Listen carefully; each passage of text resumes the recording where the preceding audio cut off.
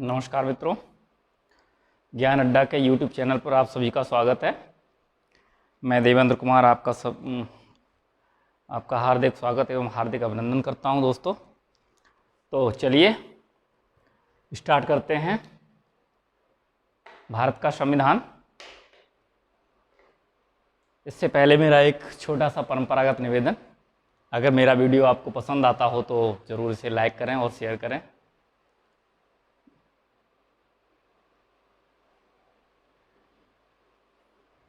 तो पिछली क्लास में मैंने 1813 का चार्टर एक्ट समझाया था, जिसके तहत 1813 के चार्टर एक्ट के तहत आपको ईसाई मिशनरियों का प्रवेश हो गया था भारत में, है ना।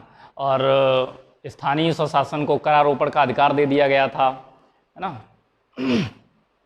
और जो कंपनी की फौज थी उसको रखने का दायित्व कंपनी के राजस्व पर निर्भर कर दिया गया था, है ना।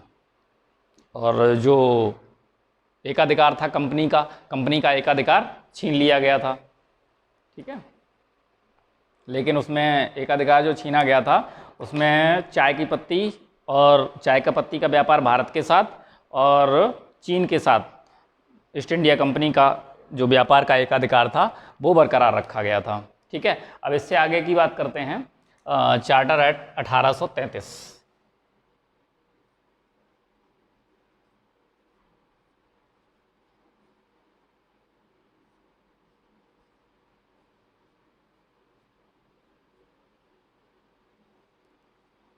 Charter act 1833। चार्टर एक्ट 1833 के तहत क्या किया गया था कि इसमें सबसे पहला प्रावधान था कि जो बंगाल का गवर्नर जनरल था, इसका पहला प्रावधान था बंगाल का गवर्नर जनरल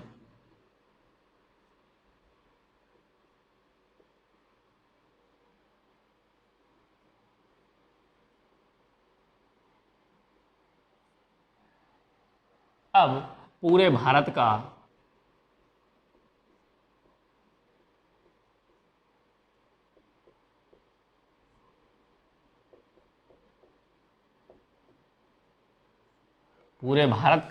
गवर्नर जनरल कहलाएगा।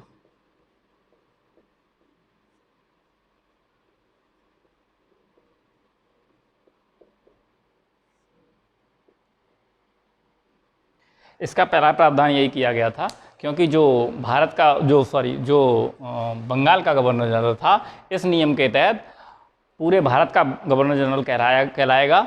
यानी कि इसमें से पहला क्वेश्चन यही बनता है कि संपूर्ण भारत का गवर्नर जनरल किस एक्ट के तहत बना। वो है आपका 1833 का एक्ट, ठीक है। तो इस क्रम में आप देखेंगे कि लॉर्ड विलियम बेंटिंक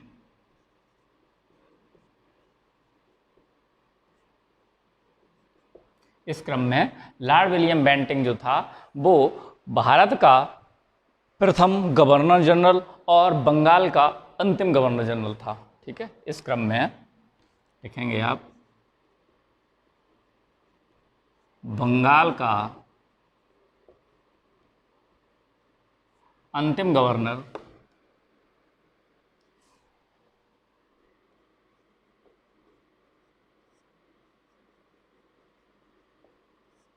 एवं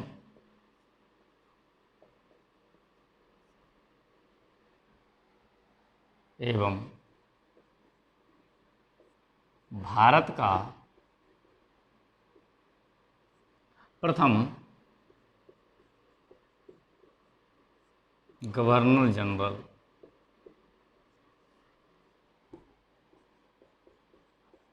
लॉर्ड विलियम बेंटिक बना, ठीक है। इसका जो पहला प्रावधान था उसमें क्या किया गया था कि जो बंगाल का गवर्नर जनरल था वो उसे पूरे भारत का गवर्नर जनरल नियुक्त कर दिया गया। यानी संपूर्ण भारत में जो विधि बनाएगा वो लॉर्ड विलियम बेंटिंक था। लॉर्ड विलियम बेंटिंक को बनाया गया था, जो संपूर्ण भारत में विधि बनाएगा। अर्थात इसमें दो क्वेश्चन आपके आ गए। एक क्वेश्चन ये है कि बंगाल का गवर्नर जनरल सबसे पहले पूरे भारत का गवर्नर जनरल कब बना? वो था 1833 का एक्ट। और कौन बना? वो था आपका लॉर्ड विलियम बेंटिंक। ठीक है। दूसरा प्रावधान इसमें है, जो शासन था भारत के शासन का केंद्रीकरण कर दिया गया था। दूसरा प्रावधान ये है कि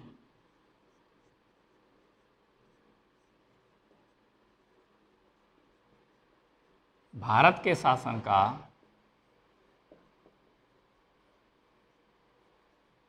केंद्रीयकरण कर दिया गया।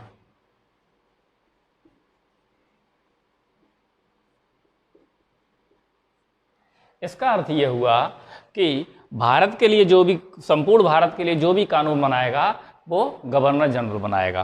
ठीक है।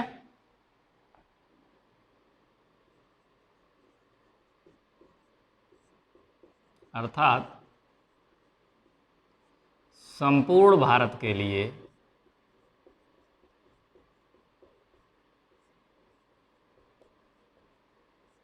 कानून का निर्माण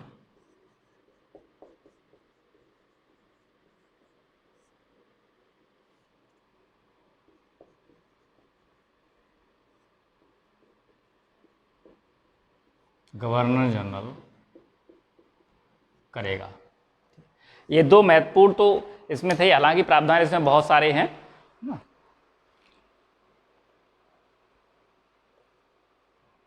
ठीक है। यानी कि इसको कह सकते हैं, जो दूसरा प्रावधान है आपका, भारत के शासन का केंद्रीकरण जो किया गया था, यानी कि संपूर्ण भारत के लिए जो नियम जो कानून बनाएगा वो बनाएगा आपका गवर्नर जनरल। इसका अर्थ ये हुआ कि 1833 से, यहाँ लिखेंगे, अर्थात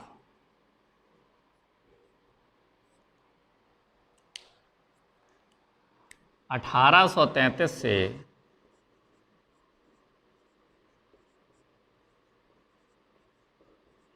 पहले जो कानून बनते थे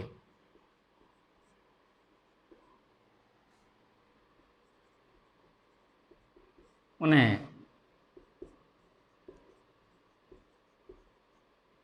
विनियम कहते थे। लेकिन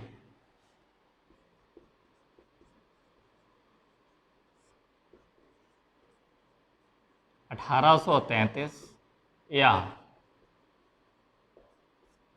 उसके बाद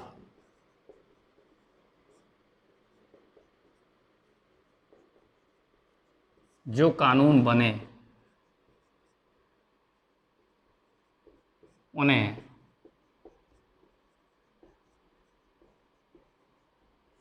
अधिनियम कहा गया। बात समझ में नहीं आई होगी ना? अभी आएगी। मेरा कहने का मतलब ये है कि 1833 से पहले जो भी कानून बनते थे उन्हें विनियम कहते थे। क्यों कहते थे? क्योंकि जो गवर्नर जनरल थे वो अलग अलग प्रेसिडेंसियों के अलग अलग थे, है ना। और जो गवर्नर जनरल, जो बंगाल का गवर्नर जनरल था, वो अन्य प्रेसिडेंसियों पर अपना प्रभुत्व तो रखता था, लेकिन वो सिर्फ सेना और संधि और युद्ध के मामले में केवल अधिकार रखता था। बाकी के जो आंतरिक मामले थे उनमें वो प्रेसिडेंसियां स्वतंत्र थीं, तो जो भी कानून बनते थे वो अपने हिसाब से बना लेते थे। तो इसलिए उन्हें कहा जाता था विनियम। 1833 में क्या हुआ कि जो बंगाल का गवर्नर जनरल था वो पूरे भारत का गवर्नर जनरल बन गया। और जब पूरे भारत का गवर्नर जनरल बन गया तो वो कानून भी पूरे भारत के लिए बनाएगा। तो जब पूरे भारत के लिए कानून बनाएगा वही कानून आपका अधिनियम कहलाएगा, क्योंकि उसका बनाया हुआ कानून पूरे संपूर्ण भारत पर लागू हो जाएगा। और जब संपूर्ण भारत पर लागू होगा तो फिर उसे अधिनियम कहा गया। ये बहुत इंपॉर्टेंट बात है, कोचिंग्स में ये बातें बताई नहीं जाती हैं, लेकिन ये बहुत ज़रूरी है। ठीक है।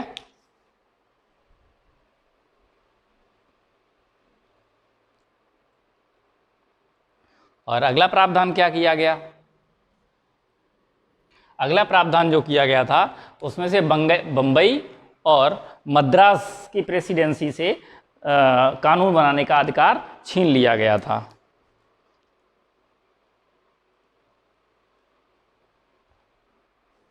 अगला जो प्रावधान लिखेंगे,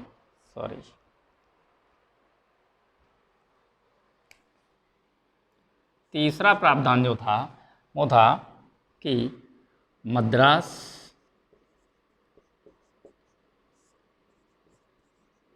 एवं बम्बई प्रेसिडेंसी से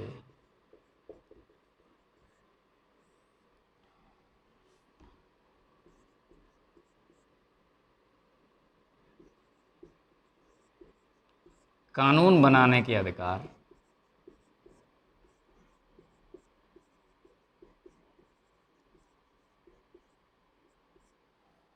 छीनकर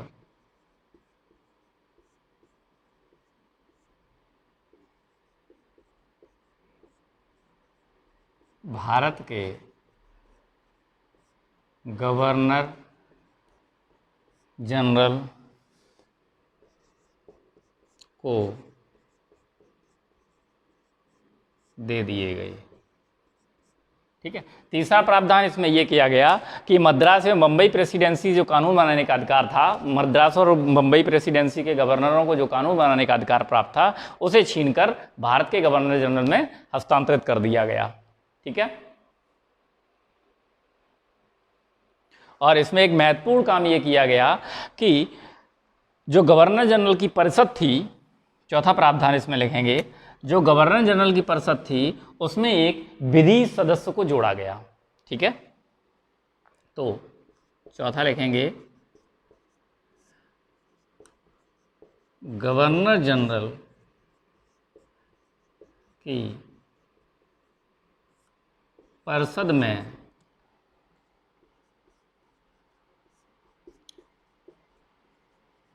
एक विधि सदस्य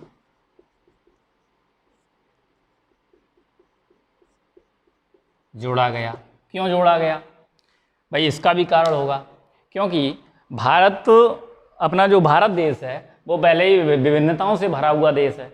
यानी आप थोड़ा सा प्लेस चेंज कीजिए और नई नई मान्यताएं, नए नए कानून और नए नए नियम देखने को मिल जाएंगे।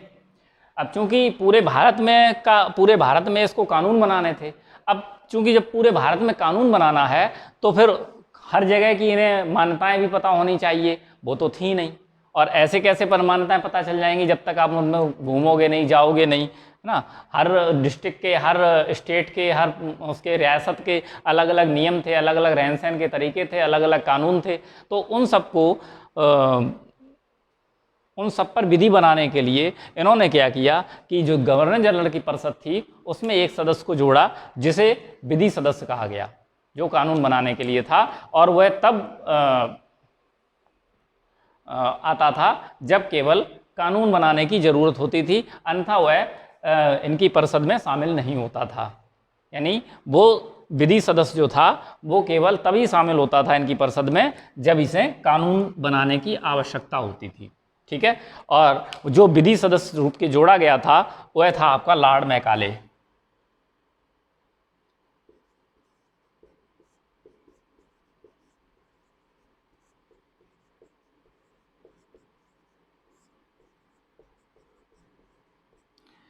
तथा विधि सदस्य के रूप में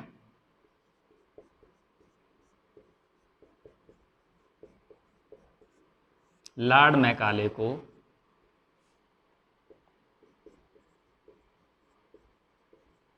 नियुक्त किया गया। ठीक है, विधि सदस्य जो जोड़ा गया था और उस जो विधि सदस्य जोड़ा गया था उसका नाम था लॉर्ड मैकाले। ठीक है,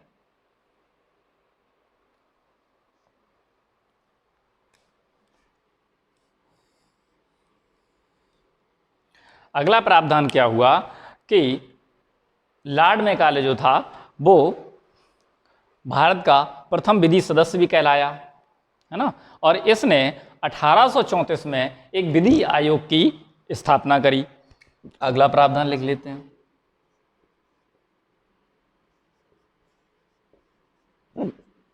प्रथम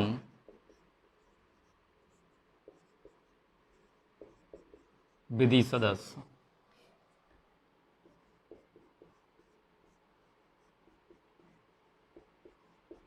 लॉर्ड मैकाले ने 1834 में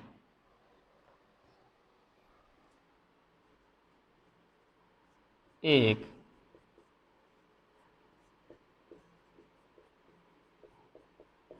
विधि आयोग की स्थापना, ठीक है। प्रथम विधि सदस्य जो था आपका लॉर्ड मैकाले, इसने क्या किया, 1834 में एक विधि आयोग की स्थापना की, जिसमें 4 सदस्य थे, चलो मैं ऊपर लिखे दे रहा हूं।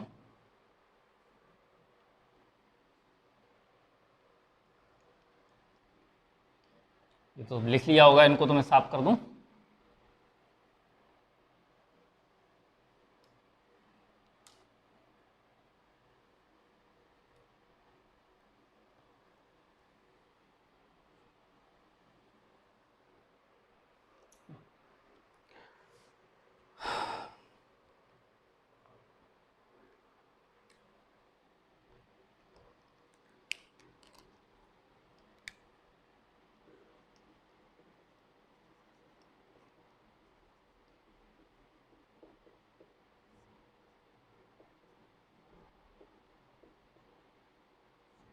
विधि आयोग के सदस्य कितने थे, 4। इसमें से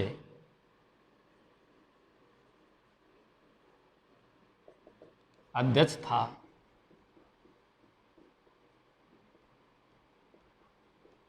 लॉर्ड मैकाले,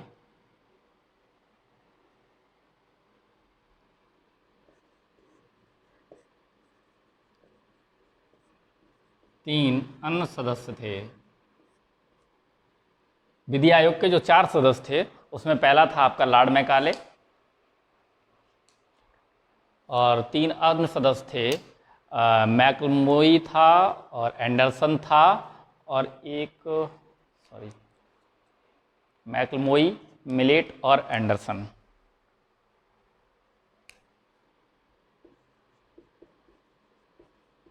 मैकलमोई,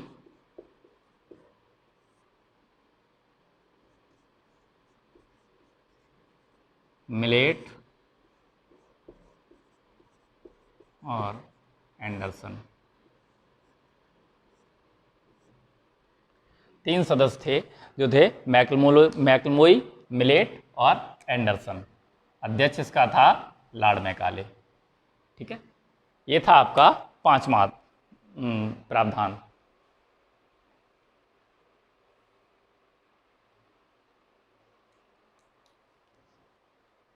अच्छा, लॉर्ड मैकाले जो था, इसने ही शिक्षा का छनन सिद्धांत, जिसे ड्रेन थ्योरी कहेंगे, शिक्षा के लिए दिया था, ठीक है। अगला इसमें एक नियम लिख लेते हैं, ये तो आपने लिख लिया होगा।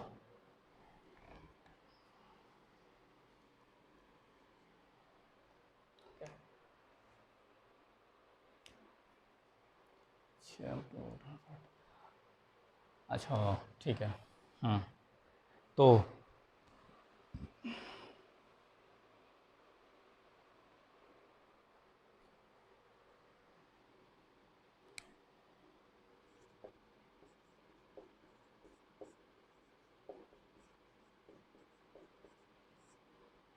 लॉर्ड मैकाले ने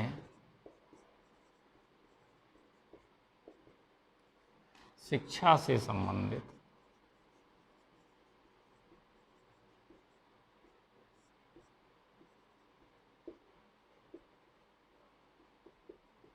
ड्रेन थ्योरी या छनन का सिद्धांत दिया। अब आप कहिए ड्रेन थ्योरी क्या था? ड्रेन थ्योरी या छनन का सिद्धांत कह सकते हैं कि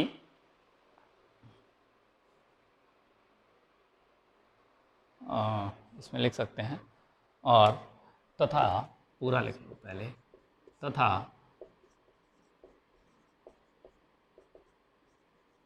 शिक्षा का माध्यम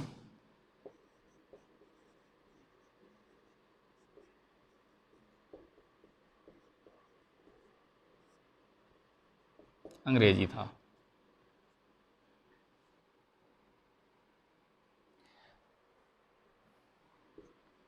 ड्रेन थ्योरी दो दो थी, एक था आपका जो मैकाले ने दिया था, ये शिक्षा से संबंधित था, और एक था आपका दादा भाई नेरोजी ने दिया था, जो था आपका धन का निष्कासन सिद्धांत, जो कि 1866 में ईस्ट इंडिया एसोसिएशन कंपनी जब बनाई थी दादा भाई नेरोजी ने लंदन में, ठीक है, लंदन में दादा भाई नेरोजी ने 1866 में ईस्ट इंडिया एसोसिएशन नामक कंपनी बनाई थी, और वहीं पर वहाँ के एक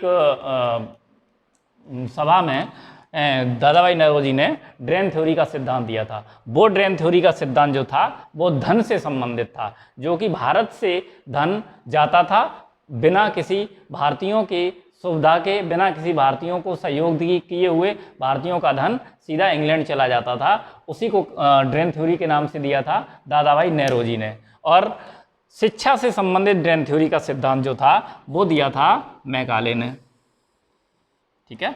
शिक्षा से संबंधित ड्रेन थ्योरी का सिद्धांत जो था वो दिया था लॉर्ड मैकाले ने, ठीक है। और इन्होंने जो शिक्षा का माध्यम रखा था वो अंग्रेजी रखा था। कभी कभी पूछ दिया जाता है कि लॉर्ड मैकाले ने जो शिक्षा से संबंधित ड्रेन थ्योरी का सिद्धांत दिया था उसमें शिक्षा का माध्यम क्या था। बहुत सारे बच्चे स्थानीय भाषा को यानी कि हिंदी को टिक कर देते हैं, लेकिन जो शिक्षा का माध्यम किया था वो दिया था अंग्रेजी। और धन से संबंधित ड्रेन थ्योरी का सिद्धांत दादा भाई नेरोजी ने 1866 में लंदन में दिया था, ठीक है, इसको याद रखेंगे।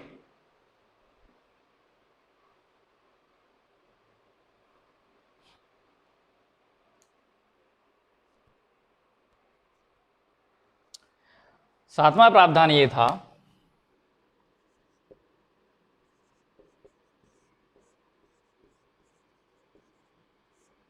इसी एक्ट के तहत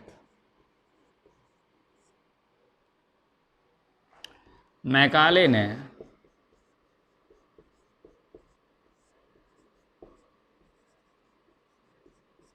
धर्म, मूलवंश, जाति, रंग के आधार पर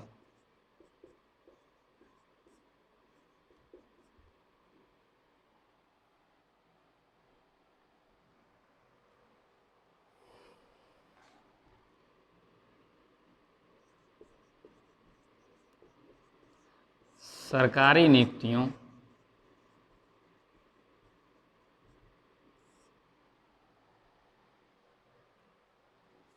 में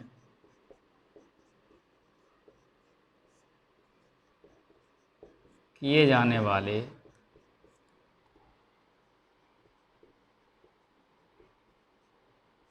भेदभाव को समाप्त कर दिया।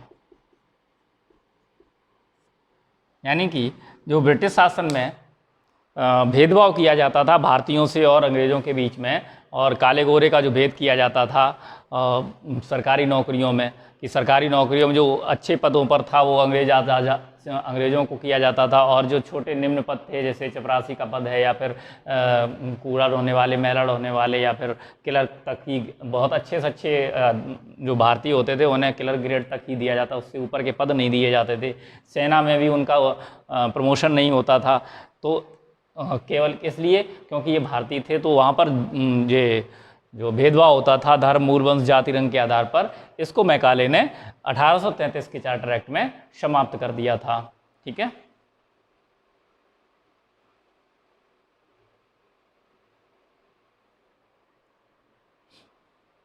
अच्छा, एक चीज़ और, एक इसमें एक्ट और था, मैकाले ने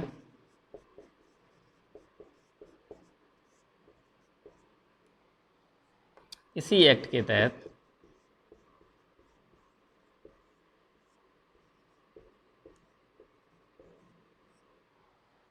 मैकाले ने इसी एक्ट के तहत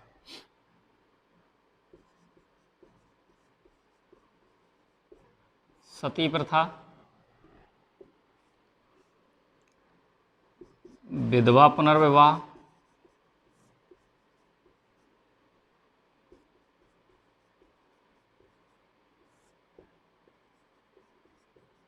दास प्रथा,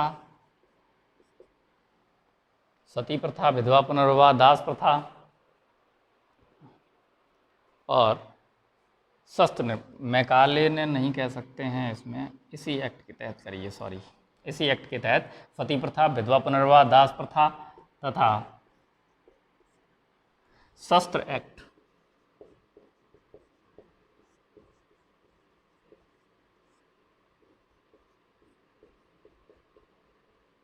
पर रोक लगाई गई।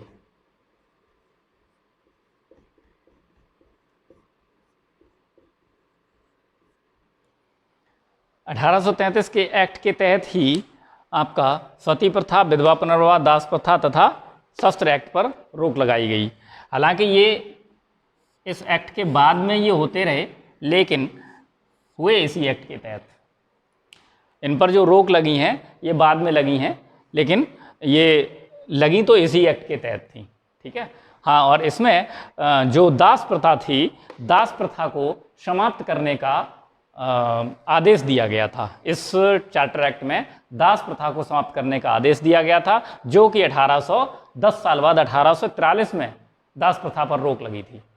ठीक है, हम एक काम करते हैं, इसमें आप लिख सकते हैं, कभी कभी पूछ दिया जाता है कि ये जो प्रथाएं बंद हुई थी ये किस नियम के तहत बंद की गई थी। ठीक है, तो ये सब लिख लिया होगा आपने, इसको ख़त्म किए देना।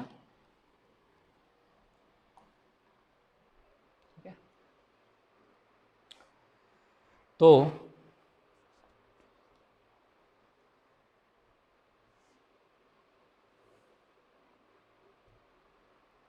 दास प्रथा का जो अंत था वो था आपका नियम 5। नियम 5 के अंतर्गत दास प्रथा का अंत किया गया था।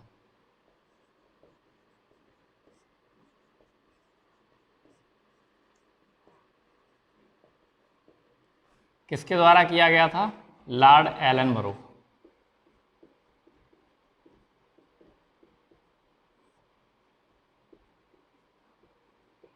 कब किया गया था? 1843 में। ठीक है, ये आपका एक इंपॉर्टेंट बात है। दास प्रथा का अंत लॉर्ड एलन बरो ने किया था 1843 में। इसमें एक आता है नियम 11।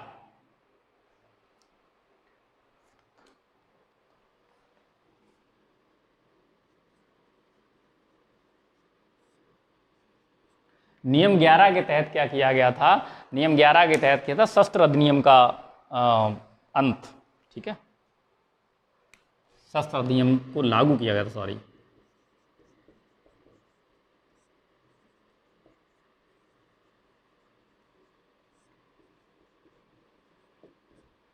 किसके द्वारा किया गया था? ये था आपका लॉर्ड लिटन के द्वारा।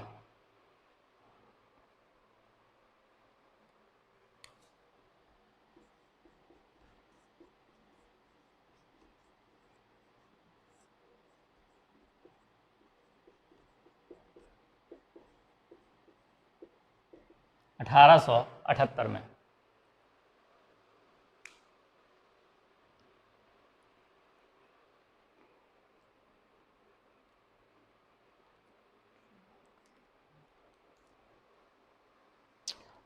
एक और है नियम 15।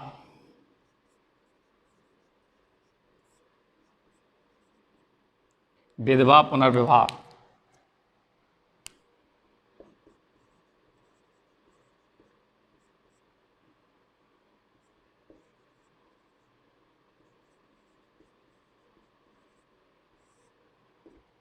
ये था आपका लॉर्ड कैनिंग के द्वारा।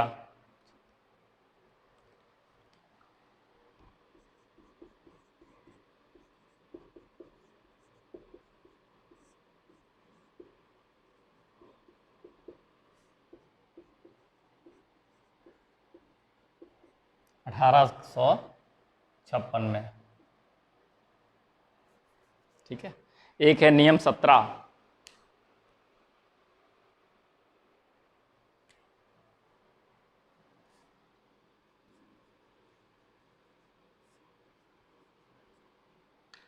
नियम 17 है आपका सती प्रथा।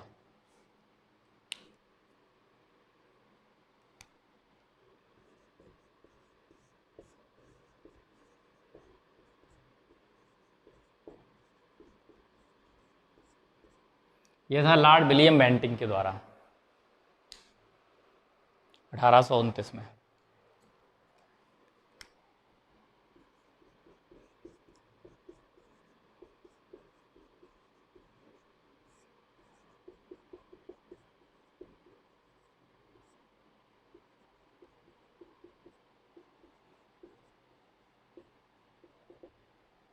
ठीक है,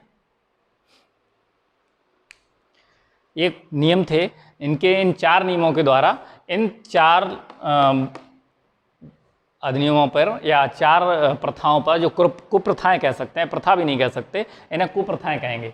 कुप्रथाओं पर, इन 4 कुप्रथाओं पर रोक लगाई गई थी, जिसमें पहला नियम था नियम 5, जो दास प्रथा का अंत करता है, लॉर्ड एलन मरो के द्वारा करता है और 1843 में किया गया था। ठीक है। नियम 11 के तहत शस्त्र अधिनियम लागू किया गया था लॉर्ड लेटन के द्वारा, जो कि था 1878 में किया गया था। नियम 15 के तहत विधवा पुनर्विवाह किया गया था, विधवा पुनर्विवाह को लागू किया गया था, और वो था लॉर्ड कैनिंग के द्वारा 1856 में। ठीक है। और नियम 17 कहता है कि सती प्रथा पर रोक लगा दी विलियम बेंटिंग के द्वारा 1829 में। ठीक है।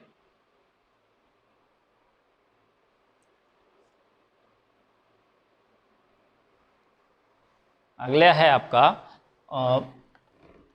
प्रावधान नंबर 9, लास्ट। प्रावधान नहीं कह सकते, इसमें नोट लगा सकते हैं। ठीक है, यहाँ पर नोट लिख लो।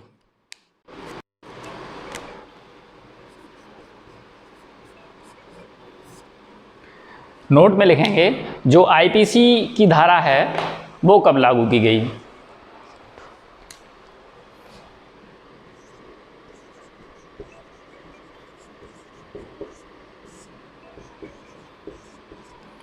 (1860) में है। आईपीसी की धारा जो थी वो 6 अक्टूबर 1860 में इंडियन पेनल कोड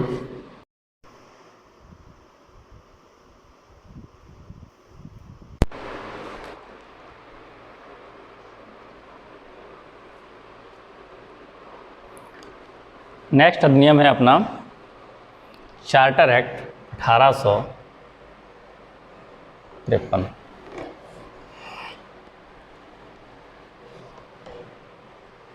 नेक्स्ट अधिनियम है आपका चार्टर एक्ट 1853। ठीक है। इसके तहत कुछ खास बदलाव नहीं किया गया, बस केवल 2 मुख्य काम कर दिए गए। इसके प्रावधान है, पहला प्रावधान ये है कि जो कंपनी का जो विधि सदस्य था, जो गवर्नर जनरल की परिषद में विधि सदस्य जो जोड़ा गया था, लॉर्ड मैकाले, मैंने जो बताया था 1833 के चार्टर एक्ट में जो विधि सदस्य जोड़ा गया था लॉर्ड मैकाले, तो लॉर्ड मैकाले को क्या किया गया था, यानी कि लॉर्ड मैकाले नहीं कह सकते लेकिन विधि सदस्य तो कह सकते हैं, विधि सदस्य को यहाँ स्थायी रूप से नियुक्त कर दिया गया था। पहला काम ये गया था। और दूसरा जो काम था वो कंपनी के कार्यों को 2 भागों में बांट दिया गया था। एक थे आपके प्रशासनिक काम और दूसरे थे आपके व्यावसायिक कार्य। ठीक है, यानी विधायी कार्य, सॉरी व्यावसायिक नहीं, विधायी कार्य। एक था प्रशासनिक कार्य और दूसरा था विधायी कार्य। और प्रशासनिक कार्य को भी 2 कार्य दे दिए गए। एक कार्य ये दिया गया कि सिविल सेवाओं में जो भर्ती होती थी उसमें भारतीयों को भी भर्ती होने का अधिकार दिया गया। और दूसरा काम ये किया गया कि जो कंपनी में जो कर्मचारियों की भर्ती होती थी पहले वो नामजदगी के आधार पर होती। नामजदगी का मतलब ये होता था कि जैसे मैं कंपनी में पहले से ही कार्य कर रहा हूँ या मेरा कोई अपना है कंपनी में अच्छे पद पर बैठा हुआ है और वो सिफारिश कर दे कि भाई ये मेरा आदमी है और इसको सिलेक्ट कर लिया जाए, तो वो नामजदगी प्रणाली पहले चलती थी कंपनी में, उसको ख़त्म कर दिया गया और जो कर्मचारियों की भर्ती थी उसको भर्ती करने के लिए प्रतियोगी परीक्षाओं को प्रारंभ कर दिया गया था। और जो विधायी कार्य थे उसके अंतर्गत एक 12 सदस्यीय विधानमंडल का गठन कर दिया गया था। बस यही 2 प्रावधान किए गए थे, इसमें कुछ खास नहीं है। चलो इसको नोट करवा देते हैं।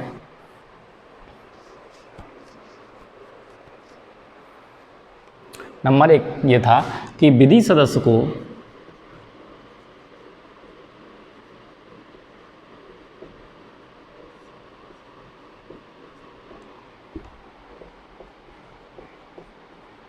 गवर्नर जनरल की परिषद में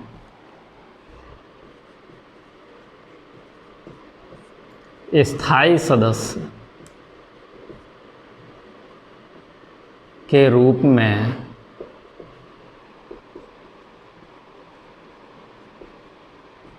नियुक्त किया गया।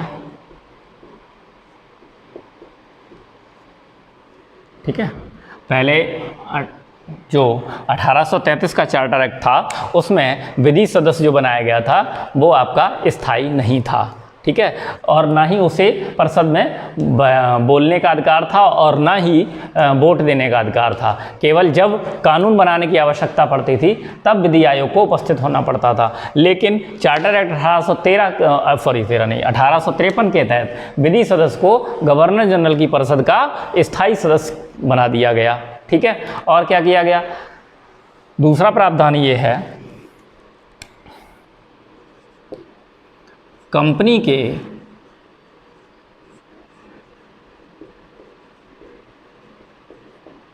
कार्यों को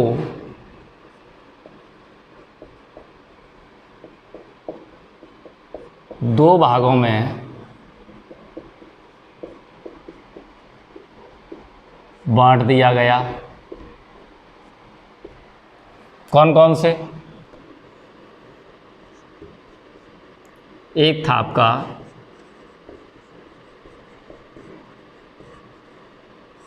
प्रशासनिक कार्य, ठीक है, और दूसरा था आपका विधायी कार्य। ठीक है, प्रशासनिक कार्य को भी दो भागों में बांटा गया। प्रशासनिक कार्यों के लिए भी दो नियम लागू किए गए, यानी कि जो प्रशासनिक कार्य थे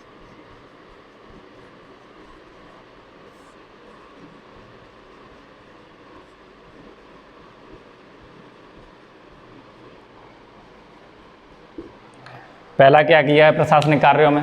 प्रशासनिक कार्यों में पहला किया गया कि सिविल सेवा में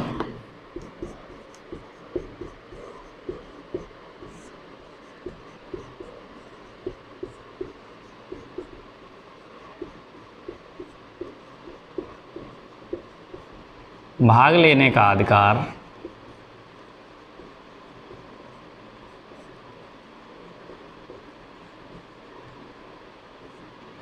भारतीयों को दिया। ठीक है, और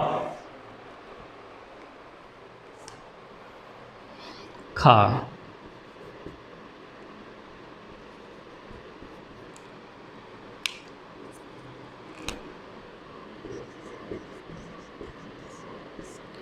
कंपनी के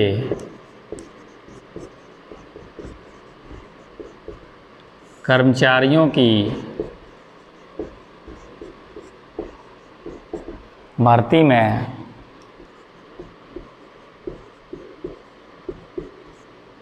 नामजदगी प्रणाली को समाप्त करके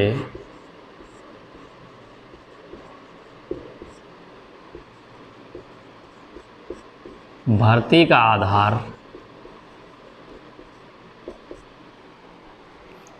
आधार प्रतियोगी परीक्षा बनाया गया।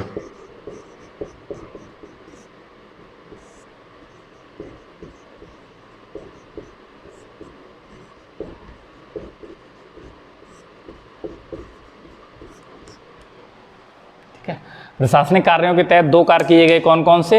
एक तो सिविल सेवा में भाग लेने का अधिकार भारतीयों को दे दिया गया, और दूसरा कंपनी के कर्मचारियों की जो भर्ती होती थी पहले नामजदगी के आधार पर होती थी, उसको समाप्त करते भर्ती का आधार प्रतियोगी परीक्षा बना दिया गया, प्रतियोगी परीक्षा बनाया गया। ठीक है। और विधायी कार्य के लिए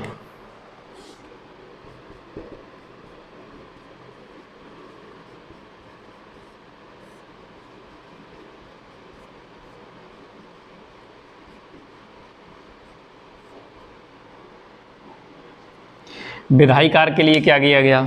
एक 12 सदस्यीय विधानमंडल का गठन कर दिया गया।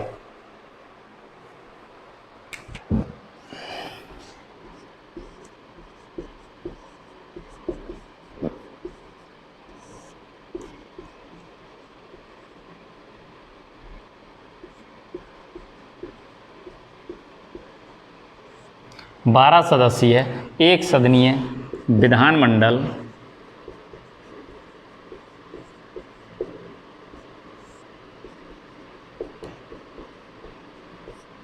का गठन किया गया।